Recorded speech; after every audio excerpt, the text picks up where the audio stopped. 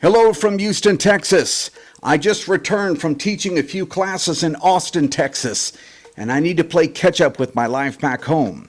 But you know, when I sat down to draft this video idea, I jotted down about 10 things, and then another thing came to mind, and then 4 more. And it didn't take long until I had 2 pages of a clipboard filled with topics and ideas for this video. Now, how is that possible? Well, it's because Japan is amazing, and I do not mean cool. I mean truly beautiful, jaw-dropping, distinctive, and downright unusual. And I've been touring Japan now for 18 years, offering group tours. And I have to say that if you really think you know Japan, let's see if you know these 5 facts about one of the greatest nations ever to exist. Number 1. The Yonaguni Underwater Monument. There's a section of Japan named Yonaguni Island, and it's right here. It's one of the Okinawan islands far from the mainlands and close to Taiwan. Well, beneath the coastal waters of this island lies a series of gigantic and mysterious rock formations that was only discovered about 35 years ago, in 1986, 2 years after I graduated high school. But the bizarre symmetrical shapes and structures of the Yonaguni Monument have led to fierce debates over its origins. You see, what's amazing about these formations is that they appear to be intentional. A noted Japanese marine geologist in Okinawa named Masaki Kimura believes that he can accurately identify a pyramid, castles, roads, a modest bridge, 4 monuments, and even a stadium. Kimura-san has visited and measured these structures several times, and they are gigantic. Just look at this. In fact, one of Kimura-san's favorite stones in the area measures more than 63 feet long, estimating the weight of about 23 tons, and surrounded by remarkably similar stones that all bear 90-degree angles. Additionally, he's quite confident that the structures are remnants of something called the Yamatai culture, a period of Japan that occurred during the 1st and 3rd century. So, if his analysis is correct, this structure was established at the same time of Marcus Aurelius and the invention of paper. Could the odd shapes of this structure really have been carved by a lost Japanese civilization many thousands of years ago, or just the most stunning example of natural geology beneath the sea? If you'd like to see more pics and videos on this area, the BBC made a fantastic video about this spot. I'll make sure to add the direct link in the description of this video.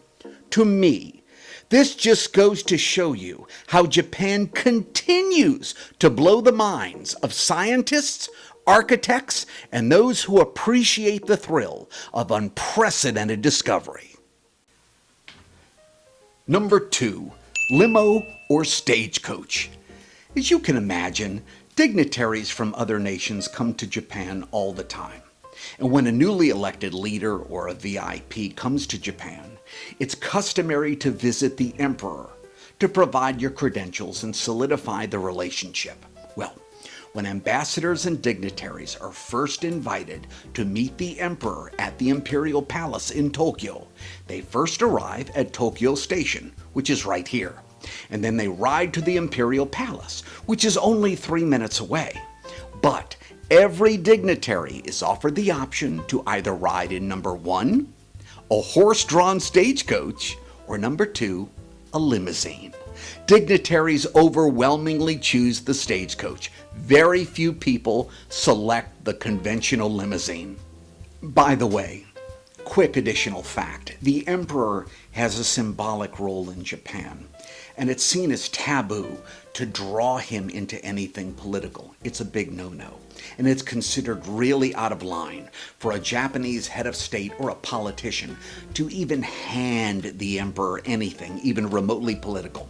Well, in November 2013, during the Emperor's Garden Party, a radical politician named Taro Yamamoto publicly, in front of everyone, handed the emperor a letter about the nuclear crisis in Fukushima, Japan.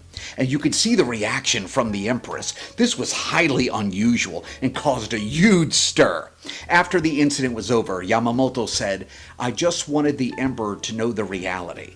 I was frustrated by not being able to achieve any of my campaign promises yet." Number 3, school kids crossing the street. In Japan, children going to school cross the street in a special way. First, the child steps onto this circle that's painted onto the pavement. They don't move until the cars come to a complete stop.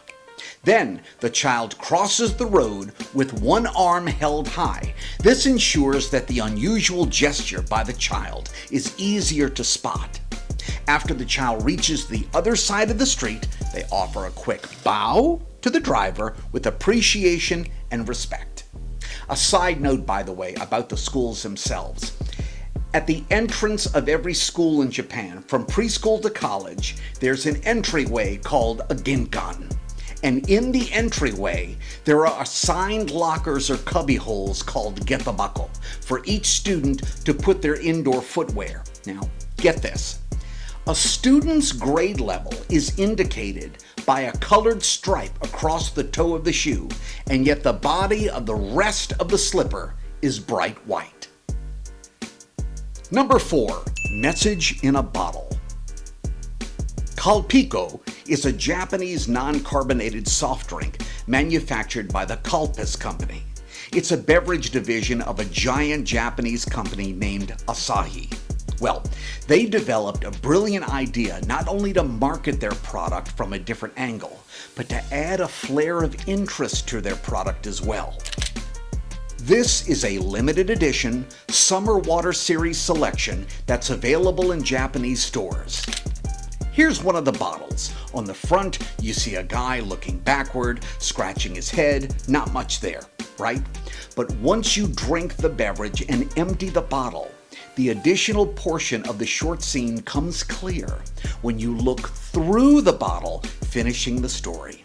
Sales for this limited edition series has spiked beyond belief.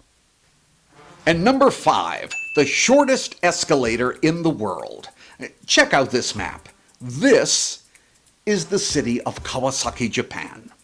And located in the basement of Moore's department store, you can find the shortest escalator in the world. The escalator has only 5 steps and a vertical rise of just 32 inches. This tiny escalator is less than 3 feet tall and is a quirky and unexpected feature demonstrating Japan's unique approach to blending practicality with humor. You know, one more fact, just for the heck of it. In 1995, a horrific earthquake rocked Japan, especially the city of Kobe. That earthquake tragically took the lives of more than 6,400 people. Without hesitation, the Japanese people said, we're going to clean up from the earthquake, we're going to fix the streets, neighborhoods, schools, businesses, and build quick homes for people who have no place to stay. Well, one architectural firm designed super strong, easily fabricated homes made of water-resistant, durable paper tubes, similar to waterproof, thick, super strong, interlocking cardboard tubes. The homes are stable, weather-resistant, lightweight, easy to assemble, and downright inexpensive. The Shigeru company was able to provide basic structures, allowing people to build small residences within a week of losing their home. And best of all, if another earthquake occurred in the city and your home fell apart, the only thing that would come down upon you was cardboard. In fact, if you'd like to see the true genius behind this concept, Shigeru Ban created a large, beautiful church made of the same durable cardboard as a testament to the creativity, capability, beauty, and safety of this concept.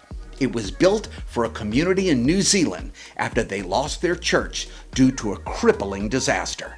In fact, even the main crucifix at the altar is made of cardboard tubes. And there we have it. To verify everything that you've seen in this video, I've attached all of the links to each fact in the description below the video itself. And I'm just curious, how many did you know? Did you know any of them? Did you know all of them? Have you heard of a few? Did any of them blow your mind? Let me know in the comments. I'd love to read them and see what you have to say. I'd love to know who knew what and who knew nothing. And as always, thank you for watching.